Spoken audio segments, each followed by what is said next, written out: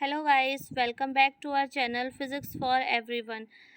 हम यहाँ NCERT questions कर रहे थे। थर्ड क्वेश्चन हमने करना है, तो before starting please don't forget to like, share and subscribe our video.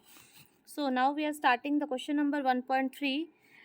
Here it is, check that the ratio k e square divided by g me mp is dimensionless.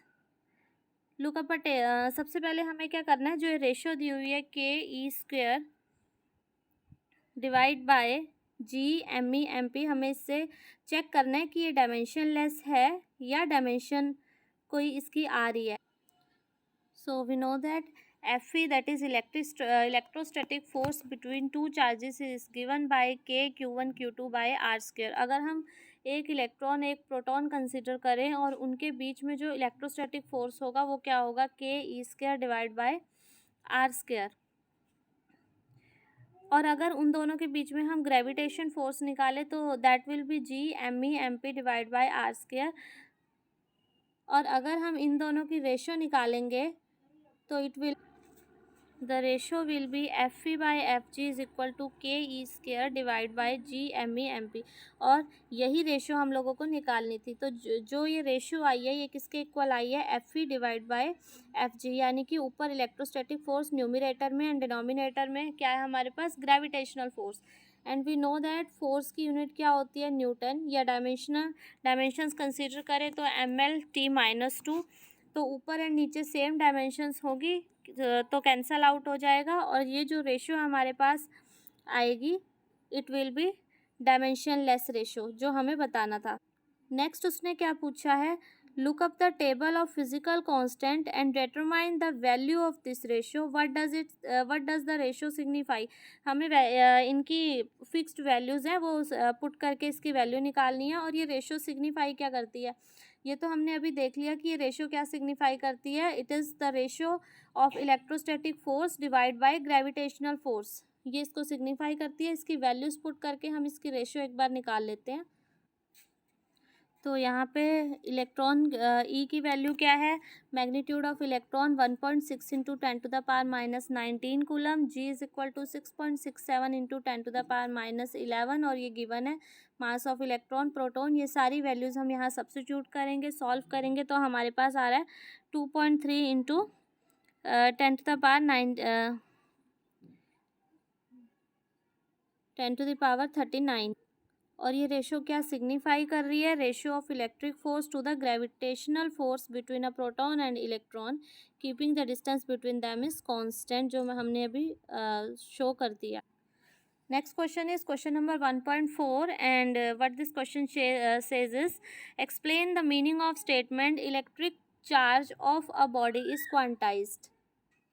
सो हमने ये पढ़ा है Q is equal to plus minus N E, जहाँ पे Q क्या है, एक body पे चार्ज, एन क्या है, number of electrons in that body, और ई क्या है, एक इलेक्ट्रॉन पे कितना चार्ज होता है, basic unit of charge that is E. तो टोटल चार्ज किसी भी बॉडी पे कितना होगा, total charge on the body will be equal to integral multiple of a fundamental और basic unit of charge, so Q is equal to N E. तो हम कह सकते हैं कि जो इलेक्ट्रिक चार्ज है बॉडी पे वो क्वांटाइज्ड होता है।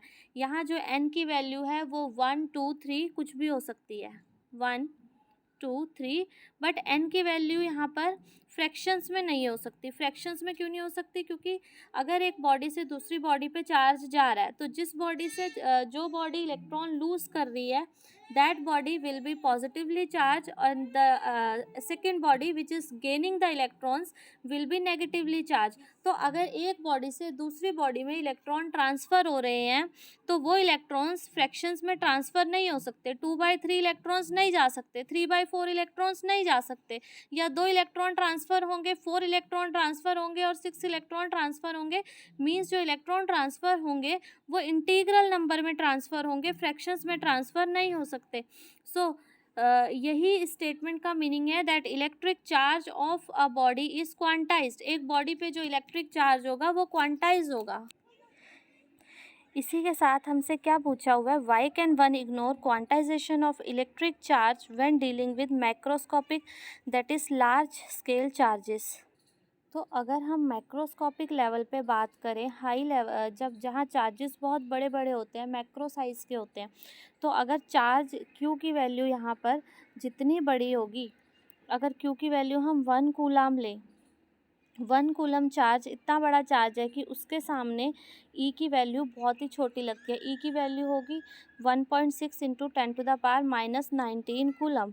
तो अगर हम क्यू की वैल्यू 1 कूलम एंड इलेक्ट्रॉन की वैल्यू सब्स्टिट्यूट करके नंबर ऑफ इलेक्ट्रॉन निकालें तो हमारे पास निकलते हैं 6.25 इंटू 10⁻18 इलेक्ट्रॉन्स। तो इतनी बड़ी क्यू की वैल्यू के लिए यहाँ पे जो basic quantization of electric charge है उसका कोई यूज़ नहीं रह जाता, बिकॉज चार्ज की वैल्यू यहाँ पे बहुत बड़ी हो जाती है। देयरफॉर हम जब मैक्रोस्कोपिक लार्ज स्केल्स की बात करते हैं तो वहाँ पे इलेक्ट्रिक चार्ज को हम कॉन्टिन्यूस लेते हैं। So here we have discuss 2 questions, question number 1.3 and 1.4। तो नेक्स्ट क्वेश्चन हम अपनी नेक्स्ट वीडियो में डिस्कस करेंगे। Thank you.